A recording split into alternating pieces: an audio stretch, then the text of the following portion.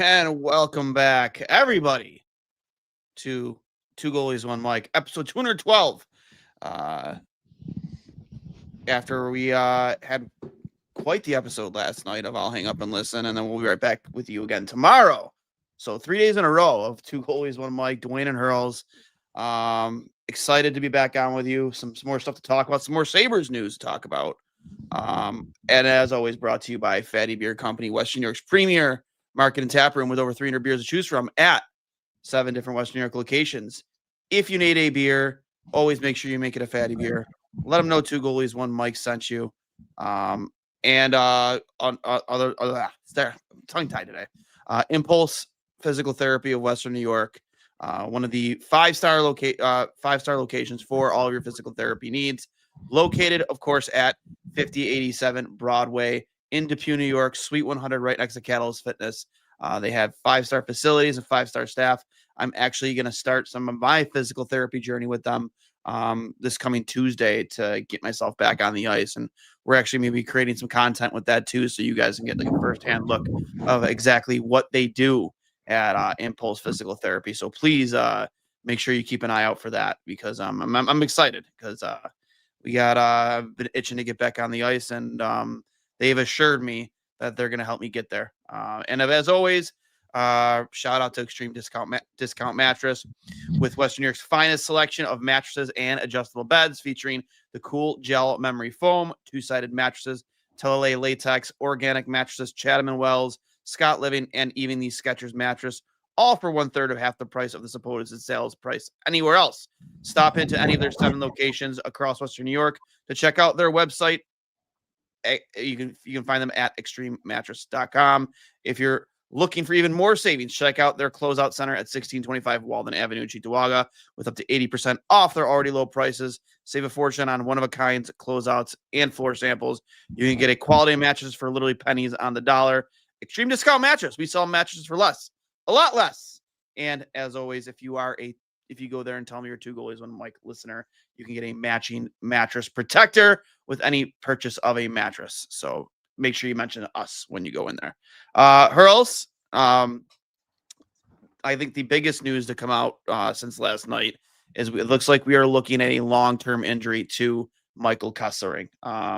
Did they give us any idea? I know it was very vague about it, but from the replay last night, it looked like lower body to me. I'm not sure if it's like a hip or a leg thing, but not a good start to his Sabres career for Michael Kessering.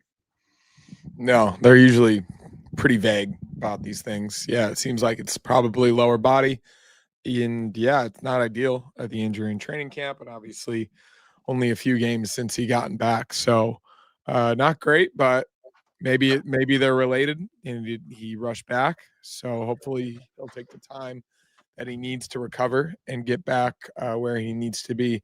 But the defense seemed okay without him, at least. I think a very positive development, and fingers crossed he stays healthy, is that Matthias Samuelsson has been really, really good.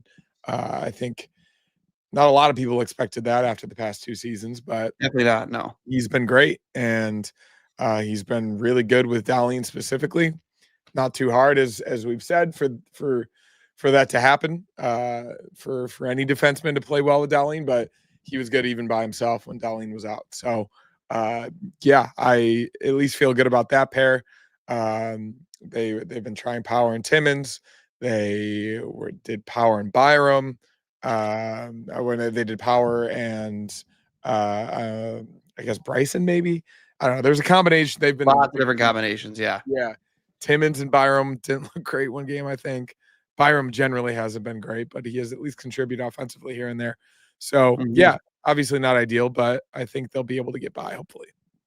Yeah, and I think the big question coming out of all this is something we've already asked before, and now that we've gotten one game of the pairing that we were kind of preached to about all off season, can Owen Power step up in Kesselring's absence, because that was the guy that was supposed to kind of, I don't want to use words like save Owen Power. I don't know how to exactly phrase this, but the guy that was going to come in and allow him to play the game that he, does often so well offensively, and Compliment Owen Power. Yes, complementary defenseman. Yes, there you go. You're better, finding those words than I am. And I do believe that, at least for the most part, obviously there are still moments. Power has done what he's done well up until this point in his career offensively, and I think he's at least been a little bit better in his own end. Obviously, there's still room for improvement, and he still needs to continue to develop, but I do think he's done a better job personally, at least from what I've seen, and I think the numbers have supported that as well. I would like to see him. Obviously, Dalling's back, but I would like to see him get some power play 2 time just to supplement his offensive ability. I think he's really good at moving the puck, and he makes smart decisions and really good passes, and he can get you a goal here and there. He's shown that he's got a pretty good shot when given the opportunity. So they've been good, and I would say that's been one of the better parts of their power play, as we mentioned last night, about mixing and matching different guys. So I do hope that they give him more opportunity. But obviously, Jacob Bryson, you didn't want him playing meaningful minutes this season. But if it comes down to it, it's at least a guy that knows the system, whatever that system may be. At least it's a little bit better this season. And it's a guy that they at least know and can trust in certain situations. Maybe that comes to Ryan Johnson. Who knows how many more injuries there are going to be. But as it currently stands, these 6 are at least guys that they can trust and that they know. Yeah, and I agree with you to an extent about how Power is played. I think that, this may be at least from, I know, like you said, the underlying, the eye test, it's kind of tough because there have been times where he has looked really good. I vividly remember in the first 5 or 6 games, I would say after the 3-game losing streak, where he was being physical. He was first in on a couple scrums. He was kind of, it almost felt like he was taking the criticism finally to heart and going kind of just, going out there trying to prove something. And then he kind of stepped away from that, and you kind of see him getting beat in certain situations, one-on-ones, and, kind of, floating into that territory where he was last season, where he you kind of criticized him quite a bit for being more defensively unaware than anybody else in the team. But I will agree with you to an extent that he has looked better in certain areas, but I just need more from him. If you're paying him almost $8.5 million a season, especially now, because now that you're going to be out without Kesselring for quite some time. I know you have been out with him for quite a bit already this season. But, we're talking about turning a corner with these last 2 wins, and then potentially 3 in a row against a struggling Calgary team. I need more from that guy. I absolutely do. And I need it on a much more consistent basis. And, the fans aren't going to get quieter about it. You know what I mean? They're not going to stop criticizing him, even if he has a good game or 2, because as you've seen in our chat, there are players out there, fans out there who live and breathe to demand that Owen Power be traded. Which I think is weird. I do too. I think people need to get a life, but I think he could have 3 good seasons and people would keep up the bit, to be honest. But it is what it is. It doesn't matter to me at this point, and it doesn't matter to him. I think he's developing at a relatively good pace, and he's going to prove to be an important player for this team, as he is already. Yeah. So from John Parker, we screwed up Levi, and sooner or later he's going to straight up ask for a trade. I don't think we screwed up Devin Levi at all. I think he's on the development plan that he should be on, much like Dustin Wolf, like you've talked about plenty of times before. So I don't believe that at all. They mishandled the beginning of his career. I would say, yeah, I would agree with that. Other than that, they didn't screw him up. He's playing. No, he's aside from fantastic.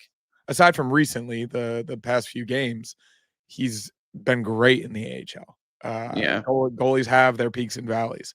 Alex Lyon spoke a lot about that, and sometimes you need the valley to get back to the peak.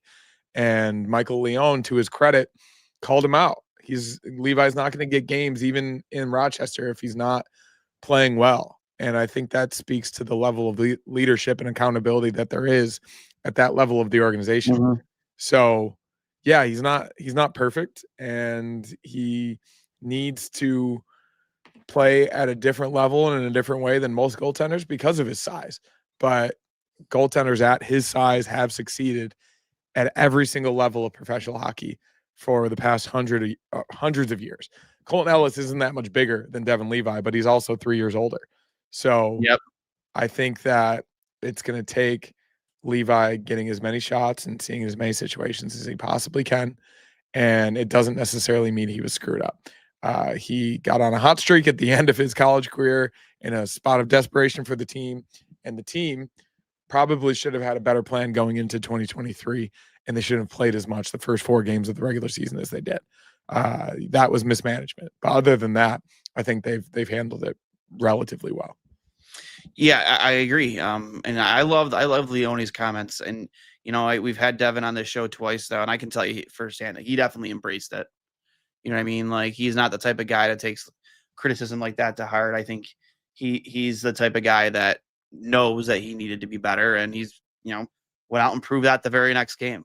So, and especially given all the distractions, maybe he doesn't probably even view it as a distraction, more of a challenge of just like the countless goalies in the Sabres system right now, both up with the big club and the carousel that's been going on in Rochester. You've seen Tobias Linen get time. There was Georgiev down there for a minute.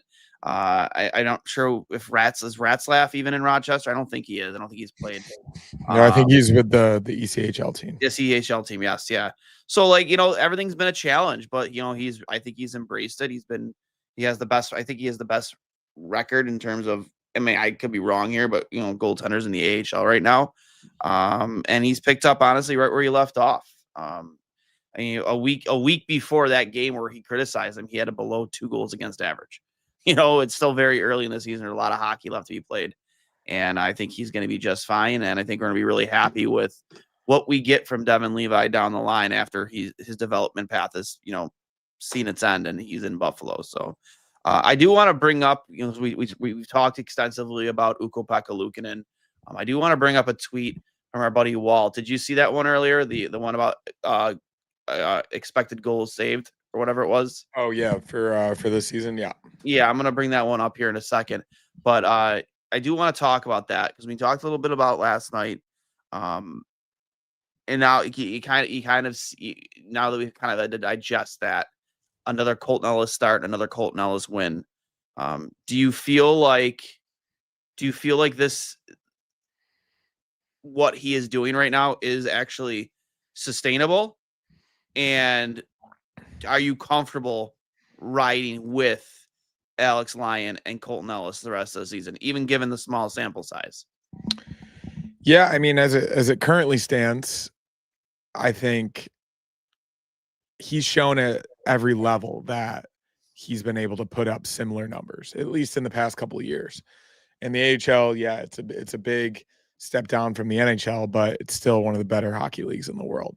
So it's not like this is just completely out of nowhere. He was a top prospect. He has the pedigree, and he performed in the AHL, especially last season. So it appears at age 25 that he's found something, that he's discovered something about his game, and everybody can see it clear as day. His confidence and his ability to challenge, the rebound control, the quickness moving across his crease. It does seem as though that the traits, and even he talked about the verticality that he plays with, standing up tall in his net, and that allows him to push off his edges and to get to places around his crease that he needs to be. Like, these are things that goalies talk about and goalies think about that they want to achieve throughout their career, but sometimes, especially at this really high level, it's not necessarily sustainable given what's around them. But I do think the Sabres, especially on the penalty kill, are giving him opportunities to see the puck, and he's also making the saves above expected, the saves that he's not necessarily supposed to make, given all of the other shots that have been taken from those exact spots on the ice that have gone in on other goalies since this data has been tracked. That's what analytics is. So, yeah, I mean, it's not the biggest sample size, but the numbers combined with what we've seen do seem to match up. And as long as he keeps it going and you're seeing these similar types of things, yeah, I do think it's someone that could be a guy for this team moving forward. And I think you're right too. Whether it's the long term or the short term, if this is just a guy that's going to be here this year and maybe they reevaluate in the offseason. Because again, Levi will be 1 year into the 2-year deal he signed. I'm not sure the semantics of that deal, if it's like a 1 year, 2-way, or if it's 2-way for both years. But I would imagine that if Devin is in Rochester this entire season and, leads them on a deep playoff run, maybe in a championship, that, he's going to be looked to next year in Buffalo to have a role, I have to imagine. And given the way the starts have gone so far since UPL has been back, I have to imagine that until one of these two guys, Colton Ellis or Alex Lyon, falls off, that UPL is just going to have to sit and wait. Yeah, I guess that's probably what's going to happen because, as we've said, Lindy rides the hot hand. Ellis is likely going to play tomorrow against a pretty bad Flames team, and then Lyon probably against Friday night against the Blackhawks, and then you're going to be struggling to finding starts for UPL, and then that turns into a situation that's not only bad for UPL, but it's bad for the team. Having a guy that, not that you don't necessarily trust, but you trust the other guys more, and you need every single point that you can get, and you're going to ride the hot hand. So he's just not going to have an opportunity in that case. So that turns into a situation where, I said it last night, it's not the easiest trade in the world. The trades are hard to make in the NHL, especially with that contract, especially with his injury history and his level of inconsistency. So yeah, everyone said, yeah, trade UPL, trade UPL. It's not that easy. Like I hope they'll be able to, and they definitely don't want to waive him and lose him for nothing. But I think that they have to be calling everybody, and they need to be looking at what they have and what they're willing to offer and what their situation is to intelligently make something happen, provided Ellis and Lyon keep this up. Yeah, and the contract is a big factor here. We talked about Philly. We talked about St. Louis. I mean, St. Louis has been an absolute dumpster fire this season too. I mean, I'm not gonna sit here and throw stones when I live in a glass house, but it's true. Both of their goaltenders, Bennington and Hoffner, are among two of the worst, analytically and statistically this season so far. Philly, I mean, their starting goaltender, Earson, you think he has like an 8.75 save percentage. And then we saw firsthand what Edmonton has to deal with right now in that, with Skinner. And then who's the other one? It's Skinner and who? Is it not Rittich? I don't know who their backup is. Neither do I. Maybe somebody in the chat can let us know. But yeah, it's not good. Like, I have to imagine fans are just over it in about Edmonton as much as we have been in the past when it comes to goaltending. Calvin Pickard. Yes, Pickard here. Pickard or Picard, however you want to say it. Pickard. But yeah, I have to imagine, like, is Kevin on the phones? Like, do you think he's actively working the phones in regards to Ukko-Pekka Luukkonen right now? Hard to say. I would put it at 50-50. And I know that's not, but who knows, right? Like, I think it really comes down to a game by game thing. Like, just as Lindy and just as the team treat it, like, they're going to see how likely Ellis plays tomorrow. And then you go from there. Like, I think we know as well as anybody that there's a lot of volatility in the goaltending position in the NHL specifically. And guys could have a great game one night and then come out there and let one through their 5-hole or through their 7-hole, and it can change everything in a moment's notice. So maybe you have those conversations, but that conversation can change at the drop of every puck. Yeah, I agree. It's for me, I think, again, you know how I feel about the situation. I just don't want to deal with a 3-goalie rotation anymore. I think it's just a waste of a roster spot. I know that some people value the third goalie more than others, but I think just as a fan base as a whole, I think for the most part, I think we're just kind of over it. I know I am very, very, very much so. Moving on from that, Norris and I think Norris and Zucker are both in non-contact jerseys.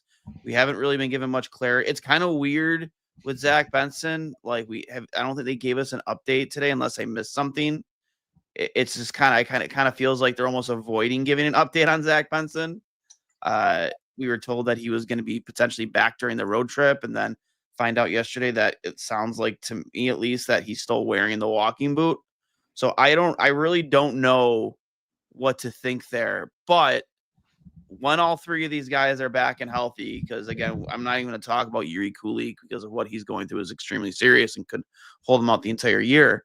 But who stays and who's? I mean, we're going to talk about Danforth. Like Danforth that's a big Lindy guy. Can they keep both Rosine and Ostlund up at the same time when all three of those guys, or actually four of those guys, are back? Like, do you see him sitting somebody in Yeah, favor of those two? I think Ostlund is more likely, especially if everybody comes back later in the year, more likely than Rosine to be sent down, which is unfortunate given the way he's played the past couple of games. But he also has less experience than Rosine, and he doesn't play as much of a two-way game, I don't think. So I do think that Ostlund compared to Rosine is more likely. We didn't mention Gearston last night. He'll definitely be sent down. Metza, he'll definitely be sent down, and likely Kozak, and then obviously you have your goalie decision in there somewhere. Yeah. So yeah, I mean, I was looking at this conversation between a few people online earlier today. Like there's been talks, people want to stick with Josh Dunn, that he's played pretty well. Obviously there's the Greenway conversation, but he also has obviously an NHL contract. But if he's not performing to that level, then he can't be on the ice, especially if they're in the middle of a playoff race. So yeah, they do have some options, but it does. I mean, I think Ostlund's waiver exempt, so he'll be able to be sent back to Rochester without having to clear. There's all of those discussions factor into this, but yeah, it's going to be tough to keep both of them, especially when everybody's healthy. Yeah. I just think, I know you said it would most likely be Ostlund, probably getting the nod here in Buffalo if you had to pick between the two. But I think Rosine over Ostlund. Oh, you said Rosine over Ostlund. I thought you said Ostlund. Yeah, correct. Yeah. I mean, I could see both, man. Either or. I think they both. And I think that's specifically because not only Rosine has more games, but Ostlund is waiver exempt. Oh, yes, you're right. You're right. So, and Rosine isn't, correct? He's in the last year of his deal, so I think that's what factors into that. I am not an expert on these things, but I saw that online today, so I'm pretty sure that's the case. Okay, that could be correct. Then maybe somebody in the chat can confirm that for us. But yeah, if that is the fact, then yeah, I think Rosine is up and Austin's probably sent back down, which isn't necessarily a bad thing, right? Like, you showed that you scored your first NHL goal. You had a lot of success while playing here, and it just makes you even more hungry to want to, get back up in Buffalo at some point this season. And honestly, be real, like given the way this season has gone, let's be real, that they're probably going to get another opportunity because sure as shit, somebody else is going to get hurt. Well, I mean, it's hard to have worse injury luck than the Sabres have had so far. So I do think that things will even themselves out a little bit. And as guys, I don't think they're going to rush anybody back given how random and volatile it's been. So I do think that, yeah, it's been really bad for the first 3 months of the season, but I do imagine it's not going to be as bad the rest of the way. It can't be. Yep. You brought up Matthias Samuelsson earlier. I was like, I was looking up because I was looking for a tweet just now. And I'll bring this one up. It's also on Walt's page, but about Matthias Samuelsson and the season he's having. Just give me 1 second here and I'll pull it up. But offensively too, like the underlying numbers. And again, I'm not by any stretch of the word, like, very familiar with how everything analytics works. And I know you're a little bit more well versed in it than I am, but this looks incredible. Bring it up right here. Wish I was quicker with this stuff, but yeah, here we go. So these numbers are absolutely incredible from Matthias Samuelsson. Just take a look at this, people. This. Let me get rid of our overlay here real quick so you can fully see it. But that is incredible. Matthias Samuelsson from the Buffalo Sabres has been excellent this season. Really happy for him. 16 games isn't a big enough sample size, to be fair, but it's not a small one either. It would be awesome for Buffalo if Samuelson maintained this level of play. And I'll add on to that, stay healthy, because this has easily been the best start to his career he's ever had. And I'll even go so it's better than when he earned that contract for essentially half of a season with Darlene. Yeah, he's been really good, and he's playing with confidence. He's that guy that they relied on in the defensive zone. Obviously, good in front of his net, playing with some physicality, responsible, but also getting up into the play, just as you saw in the 3-on-3 overtime the other night.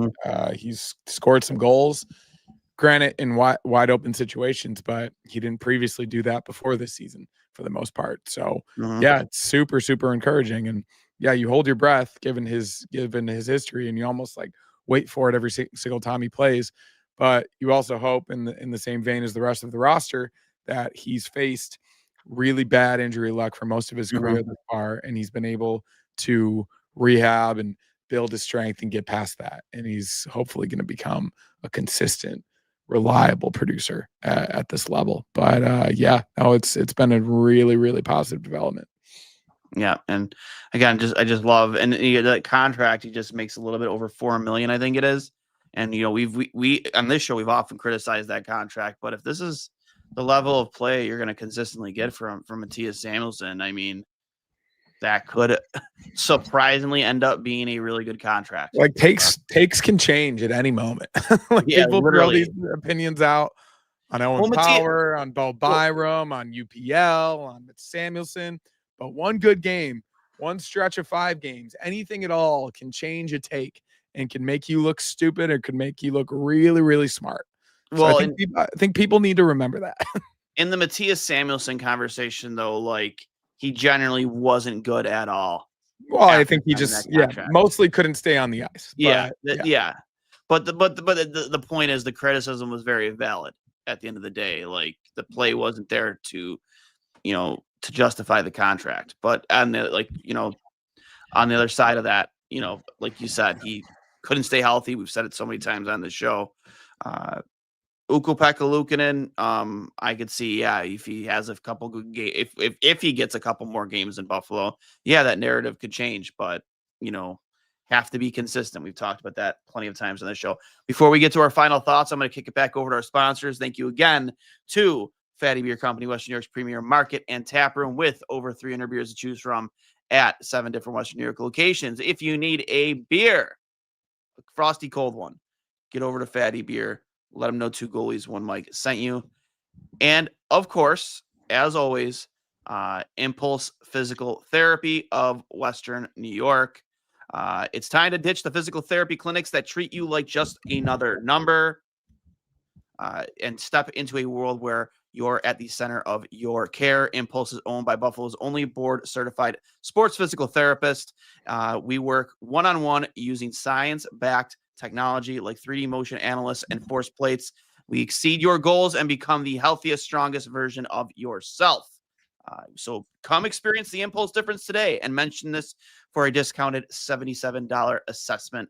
And of course, as always, Extreme Discount Mattress. We know with Skechers, your day starts with the comfort and support you need for your feet. And now that same innovation has made its way to the bedroom. Introducing the Skechers Sleep System. With cooling SketchKnit fabric, pressure-relieving Skechers Max cushioning, and our Skechers Posture Fit support system. Your day ends just like it began, with Skechers comfort that never stops. Skechers mattresses, exclusively at Extreme Discount Mattress, the lowest prices in the nation. Thank you again to our sponsors. Shout out again to Fatty Beer Company, Impulse Physical Therapy of Western New York, and of course, Extreme Discount Mattresses. We buy mattresses for less, a lot less. Hurls, your final thoughts before we get out of here. Well, I was just checking to see if the Flames were playing tonight because it would definitely be a part of a road trip playing in Buffalo. And they are in Chicago tonight against the Blackhawks team that has been pretty good recently. 9-5-4, 4-2-2. Bedard has looked so good. Yeah, Bedard is really coming into his own, reaching that lofty expectation that he had. And the Flames, on the other hand, are currently tied 0-0 in the first period, but 5-12-3, 2-8-1 on the road. So they'll be coming off the second end of a back-to-back tomorrow night in Buffalo. Get in pretty late. We'll have a rushed prep in preparation for the game tomorrow, and I think everybody knows the stats on that historically.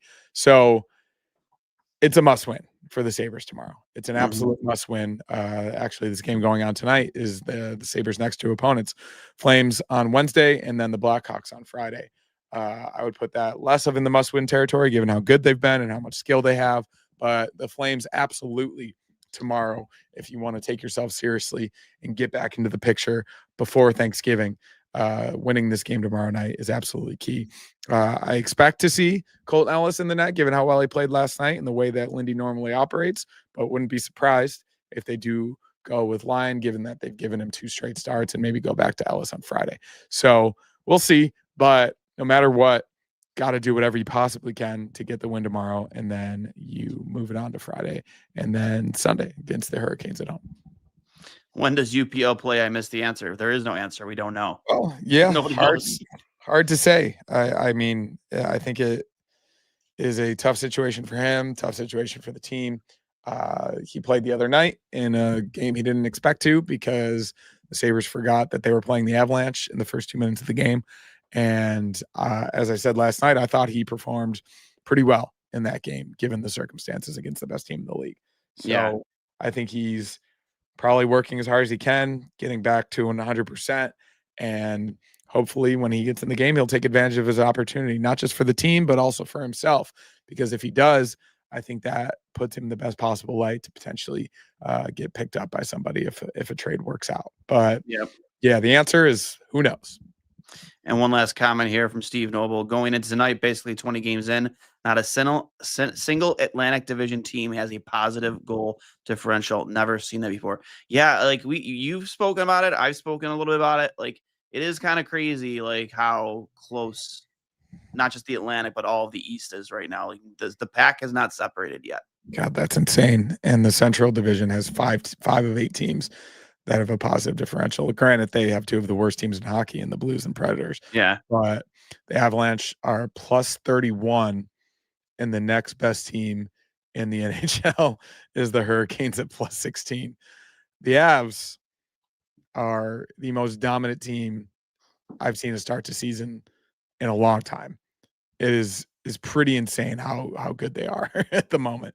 And obviously that's tough to keep up, especially with Scott Wedgwood as your starting goalie. But shout out to Scott Wedgwood in his early 30s, still doing it. Yeah, it's, he's a grinder. He's played for a few different teams too, I think, right? I think he's been all around. He's been a little of a suitcase. But actually, before I just randomly, when I was going through things before the show, I found some old hockey cards, some pretty good ones. Little Chris Jury action, everybody, like that. Little Captain C in the goat head. Little Danny Briere in the Arizona Coyotes jersey. Love it. One of my favorite non-Sabres goalies ever, the Bulin Wall, Nikolai Hobby-Bulin. Absolutely love it.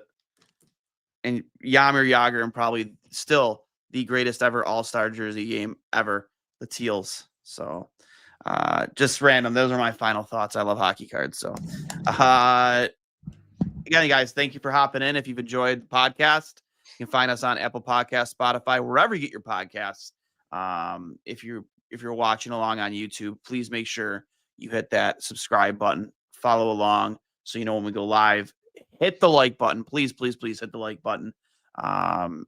And if you follow us on Twitter and Instagram at 2 Goalies on Mike, you find myself at Duane S39 and at C Hurls 13, correct? C Hurls, yeah, 13. And we'll talk to you guys tomorrow night. Hopefully for a 3rd Sabres win in a row. And as always, go Sabres.